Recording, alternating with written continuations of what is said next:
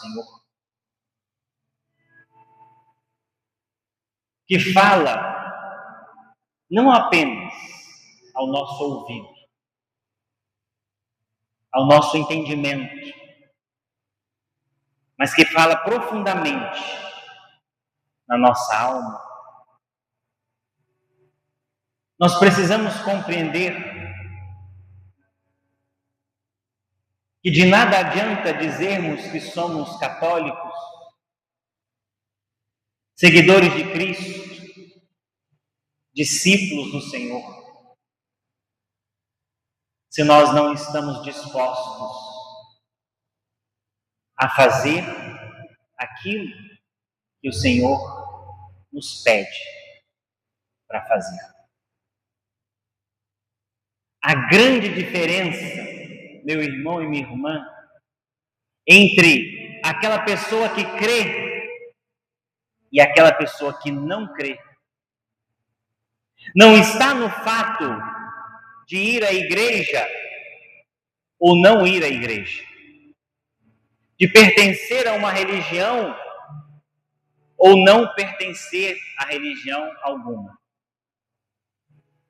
mas está no seu comportamento no dia a dia. Quando nós olhamos para este capítulo 8 do primeiro livro dos Reis, onde Salomão faz essa linda oração ao Senhor,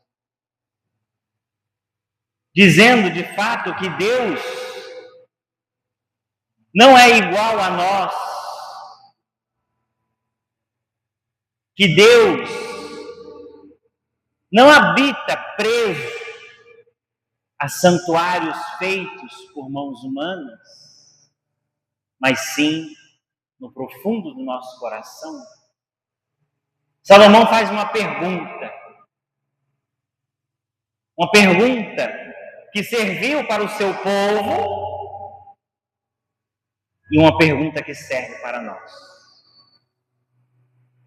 1 Reis, capítulo 8, versículo 27.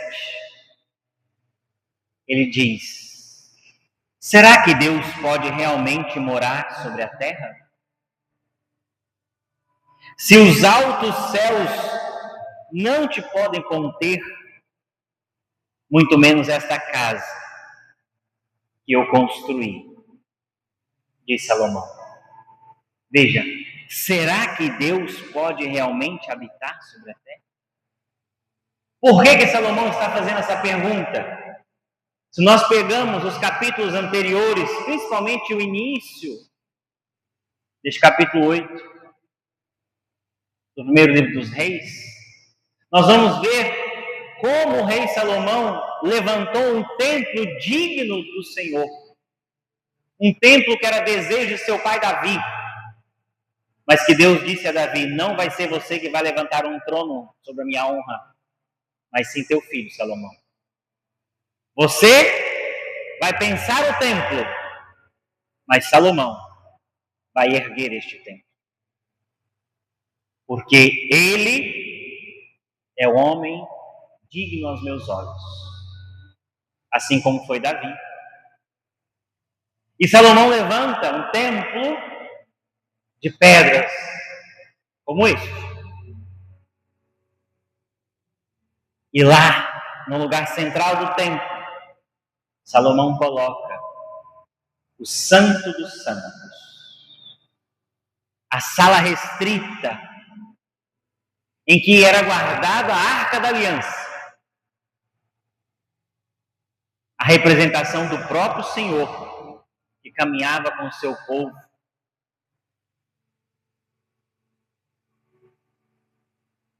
Mas depois de construir esse templo, Salomão vai olhar e vai dizer: meu Deus, será que o Senhor pode realmente morar sobre a terra? Porque Salomão vai entender que a grandiosidade de Deus não pode ser aprisionada, não pode ficar restrita. Deus está no templo, mas ele não se restringe a ele. Como nós aqui poderíamos dizer que a Capela do Santíssimo ou o Sacrário é o Santo dos Santos, onde o Senhor está ali presente. Não mais nas tábuas da lei, mas no seu corpo e no seu sangue, na Eucaristia. E quantas vezes nós entramos, nos ajoelhamos, rezamos, choramos, louvamos, adoramos este Senhor. Mas vamos embora e nos esquecemos de Deus aqui e não levamos Deus conosco. Quantas vezes a gente reza e depois que a gente reza parece que eu já cumpri a minha obrigação. Pronto, acabou. Aí vem Jesus no Evangelho de hoje. São Marcos, capítulo 7, versículos de 1 a 13.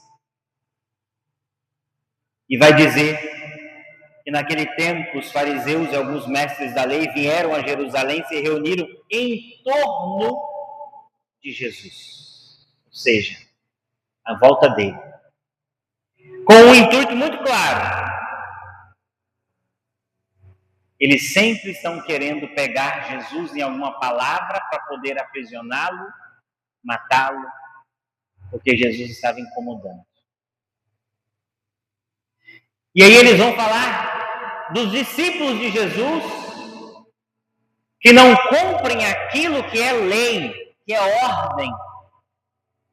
Lavar as mãos antes das refeições era uma lei sagrada de Israel.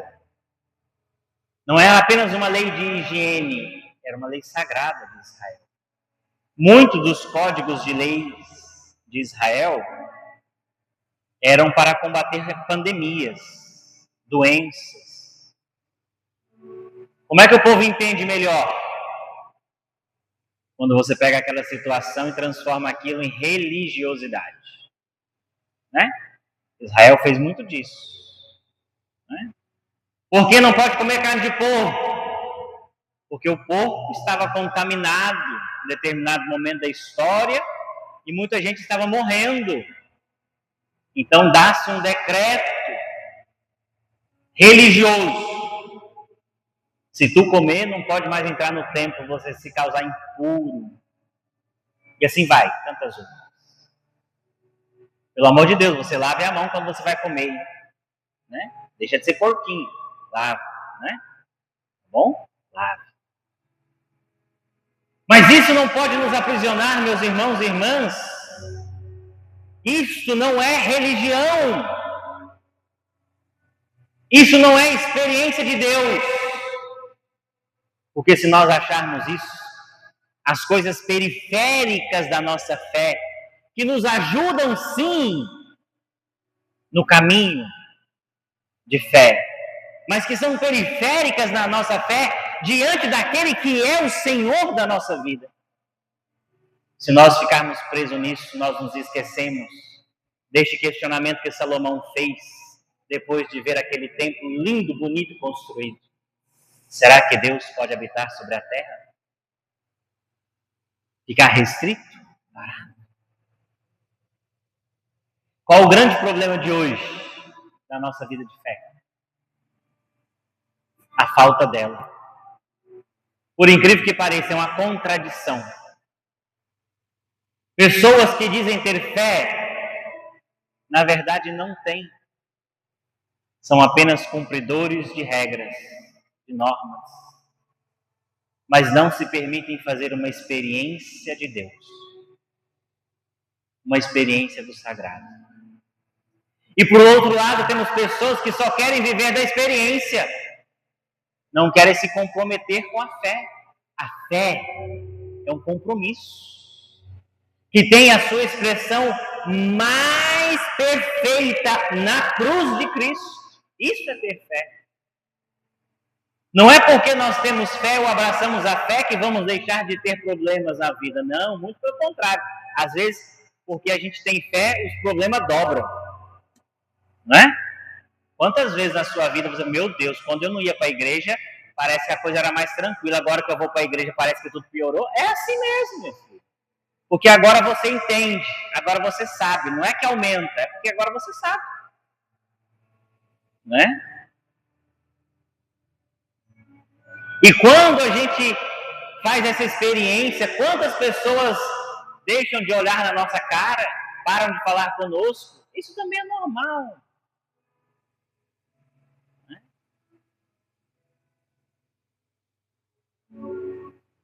E é diante dessa realidade que nós precisamos, então, começar a perceber ou a nos perguntar: como é que eu estou vivendo a minha fé? Como é que eu estou vivendo a minha fé?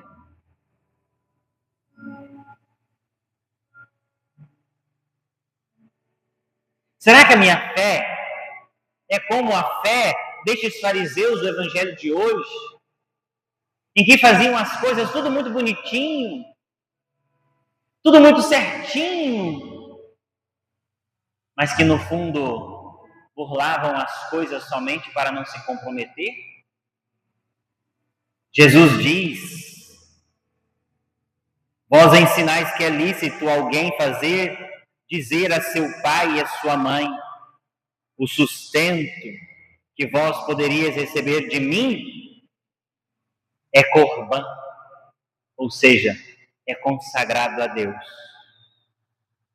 E vocês só fazem isso para não ajudar. E não é assim que a gente faz? Os nossos pais passam a vida inteira trabalhando, se esforçando, suando, chorando, com exceção de alguns que são perdidos, é verdade, mas a grande maioria não é. Se esforçando de sol a sol para dar uma vida boa aos seus filhos, uma vida melhor do que aqueles que eles tiveram. E quando é a hora dos filhos cuidarem, eles viram as costas. É isso que Jesus está falando. E alguns são tão religiosos que eles falam: eu não posso te ajudar porque eu fui ajudar a igreja. Vagabundo.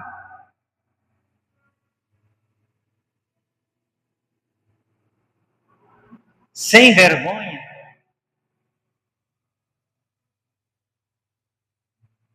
Isso é ser cristão? Não, não é.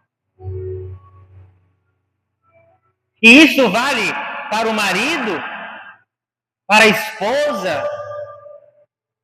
Quando um consegue ter um pouquinho mais, ajudar um pouco mais, eu agora vou cuidar de mim. Isso é ser cristão? Não, não é, meu irmão, minha irmã. É eu manipular a palavra de Deus para não me comprometer. E o Evangelho é compromisso. Jesus está aqui, o Senhor está aqui, Ele se faz presente no templo. O templo é, numa cidade, um lugar de referência para o encontro com Deus. O encontro da comunidade de fé, da igreja reunida, que demonstra sua fé com alegria, com adoração, com louvor, com gratidão. Essa igreja só existe como ela existe nos altos dos seus 118 anos, porque antes de nós outros levantaram cada tijolo que aqui está. E é nossa responsabilidade manter cada coisa em pé. Por isso, quando eu não me comprometo com a igreja, eu não me comprometo com Deus. É porque eu ainda não entendi que a minha fé, ela vai para além do meu egoísmo. Você vai morrer. Eu vou morrer. Nós todos vamos morrer. E o que nós vamos deixar para gerações futuras? Que exemplo que nós vamos deixar? para aqueles que virão depois de nós. Deus está em todos os lugares. E se Ele está em todos os lugares, então eu, como seu filho, sua filha, também preciso estar. Porque o meu batismo exige isso. Quando Jesus diz para os fariseus: bem profetizou Isaías a vosso respeito, hipócritas. Jesus está dizendo: vocês estão o dia todo no templo, estão rezando, estão ensinando, mas vocês não estão vivendo essa palavra de Deus. E aí vem meu irmão e minha irmã pergunta para nós: será que nós estamos vivendo a palavra de Deus? Será que eu, nos 19 anos de sacerdócio, estou vivendo essa palavra de Deus? Será que você, no seu casamento, está vivendo a palavra de Deus? Será que você, na sua família, está vivendo a palavra de Deus? No seu ministério, na sua ajuda à igreja, você está vivendo a palavra de Deus? Você está se comprometendo? É isso que Jesus está ensinando para nós. E nós não precisamos ter medo de seguir Jesus. E nem de nos comprometermos com Ele. Pelo contrário, nós precisamos crer em Jesus. Quando eu morava, eu já falei isso algumas vezes para vocês, quando eu morava lá no Nordeste, existia uma expressão que eu gostava muito de ouvir. O povo dizia muito, quando passava por um momento de dificuldade, de tribulação: não, padre, nós estamos debaixo da palma da mão de Deus. É Ele que cuida de nós. Será que nós temos a coragem de falar isso? Quando nós passamos por as dificuldades e tribulações da nossa vida? Não é lavar as mãos e não fazer nada, não. É confiar que mesmo naquelas tribulações mais difíceis, nós estamos debaixo da palma da mão de Deus.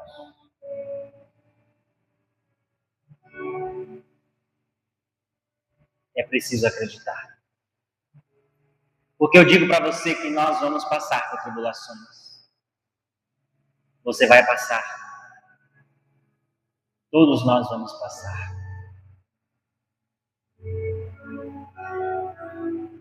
E se nós não acreditarmos que Deus é aquele que cuida de nós,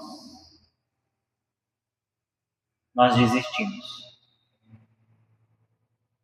Nós não podemos desistir. Porque Jesus não desistiu de nós. Olha para o irmão que está do seu lado e diz para ele: Jesus não desistiu de você. Olha para ela, olha para ele. Jesus não desistiu de você. Jesus não desistiu de você.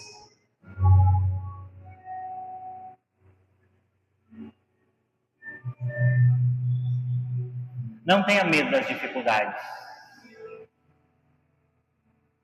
Lute. Faça de tudo para sair delas. Faça de tudo para vencer. Se reorganize se for preciso.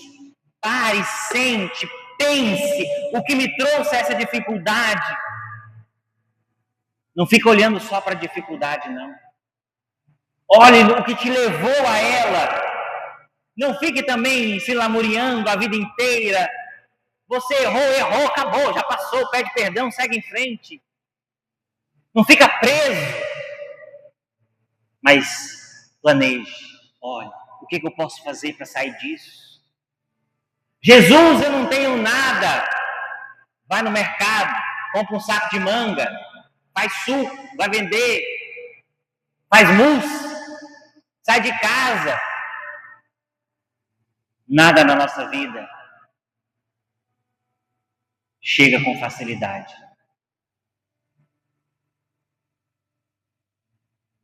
Para um cristão, não. Essas conversinhas que tem por aí de prosperidade, de toma lá da cá com Jesus, a gente está vendo o resultado aí. Só um cego que não quer ver. Né? Quantos pastores envolvidos em corrupção, quantas igrejas, essas igrejas que parecem mais shows, shopping center, tudo envolvido em corrupção. Olha que tem muito padre envolvido nisso também, hein? É porque não apareceu ainda, hein? Quando a gente deixa de olhar para Jesus, a gente cai.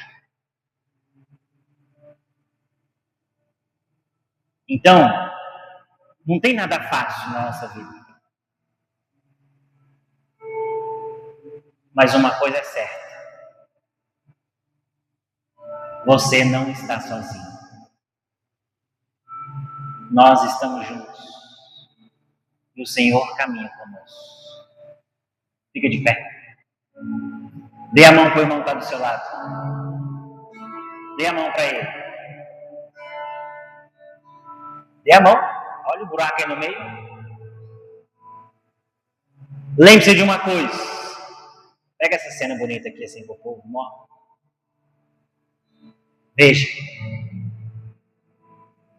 Se nós não estamos sozinhos porque Jesus está conosco,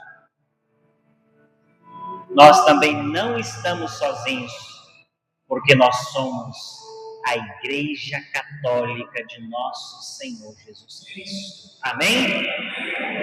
Amém? Lembre-se disso. Podem matar o nosso corpo, mas não podem tocar em nossa alma, porque nós cremos em Jesus. Nós cremos no Senhor, porque Ele é o nosso Salvador. Diga para Jesus: Senhor, eu estou aqui, eu creio, eu acredito, e eu não estou sozinho. Amém. Cantemos. Somente em ti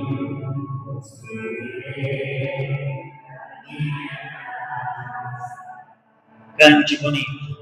Somente em ti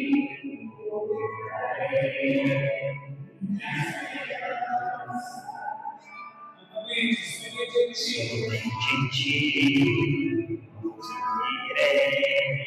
a minha